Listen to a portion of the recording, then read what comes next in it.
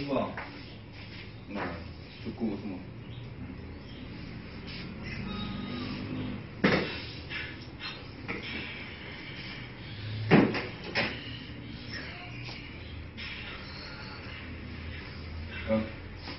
Kamu buka kamu?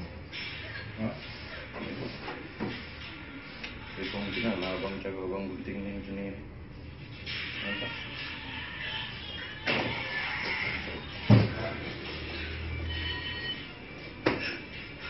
Kau ni gunting macam nak lebih kurang ni.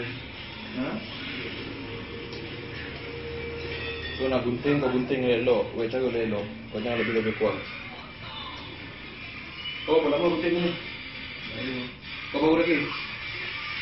Kau jangan lebih kurang.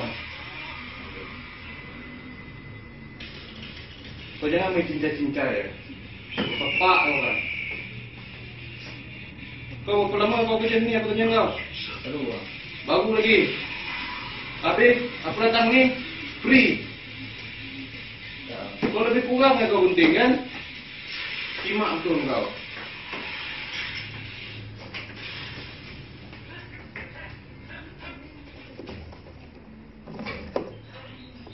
Sepak kau kan kau tahu lah. Kau ingat aku minta free ke? Lagi betul kau. Kau buat macam orang tak payah pula kan? Kau pati tak pati ni aku tanya kau? Kau orang mana ni? Aceh? Tengok kau punya apa? Tengok kau punya. Kau kosong kan? Kau kosong, kau ajar kosong. Aku boleh. Belum. Kau buka. Babi betul kau. Kau ingat aku saya dua gunting. Hei! Kau usir aku! Babi betul kau ni. Kau lebih kurang ya. Boleh lah? Tolong. Babi betul kau. Hei! Kimak betul kau. Kosong kan? Kau kosong. Cik, jangan cik. Kimak betul kau. Kau lebih kurang lah kau kan? Kau gunting kan? Kau ingat aku beri kau kaya. Kau kosong kan? Ya kau.